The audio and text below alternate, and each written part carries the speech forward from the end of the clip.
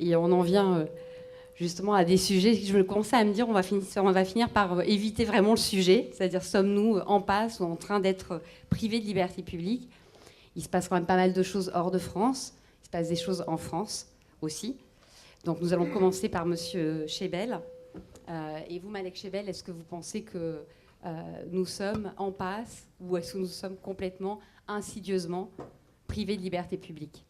En 4 minutes. Oui, oui, d'autant que je vais traiter plutôt de l'islam et de ses conséquences à l'intérieur du territoire de l'islam et à l'extérieur. Donc, vous imaginez les contractions que je dois faire.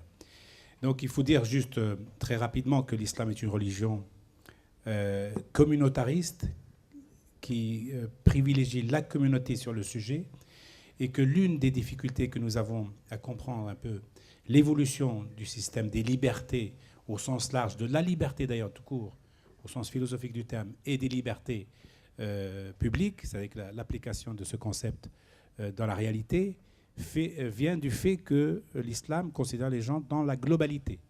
D'ailleurs, s'il y a une prolifération du dictateur et d'autocrates dans les pays musulmans, je m'avance sans filet du tout, c'est peut-être parce que d'entrée de jeu, ils considèrent que l'ensemble de la communauté qu'ils gèrent, c'est une communauté musulmane et de croyants donc, qui observent un seul parti pris, celui de respecter le souverain ou la gouvernance en place. Et donc, ils se trompent d'ailleurs. On voit bien qu'ils se trompent sur déjà le cas tunisien, le cas égyptien, le cas bientôt libyen et tout ça, et même yéménite et tous les pays arabes d'ailleurs de façon plus large, et même au-delà des pays arabes. Ils se trompent sur l'idée que être un croyant fait de vous un sujet assujetti à vie à celui qui vous a mis dans la tête que vous êtes un croyant, donc soumis à la loi de l'islam.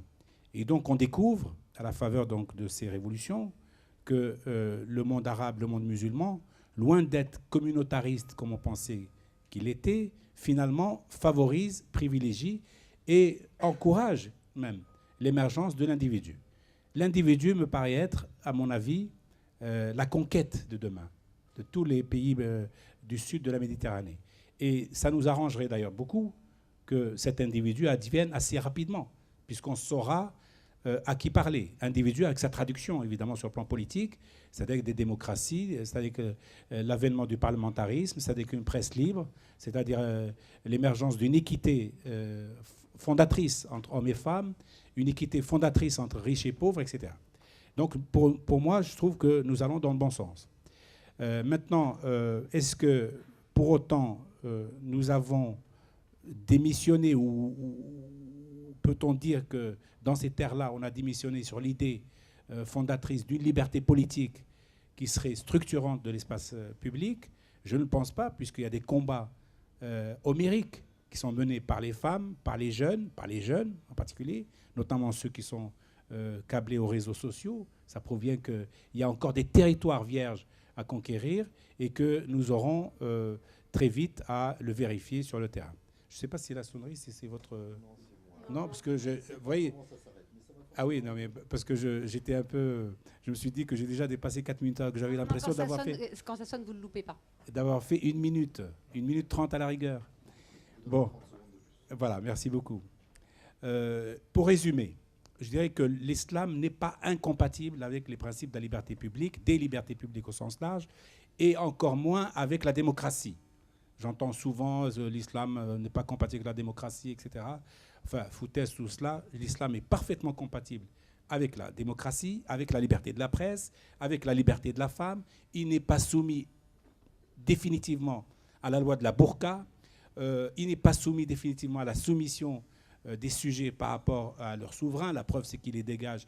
Ils leur disent dégage, barra, comme on dit en arabe, toutes les 3 semaines. Donc ça prouve bien que l'islam est une religion qui est dynamique, qui est plurielle, qui peut entendre, qui peut s'entendre comme une religion de l'avenir. Et j'ai terminé. Vous aviez la possibilité de continuer encore 2 minutes, mais on y reviendra tout à l'heure de toute façon, puisque moi, ça ne m'avait pas frappé qu'il y avait incompatibilité entre démocratie et islam. Après, ça dépend de l'interprétation qu'on en fait.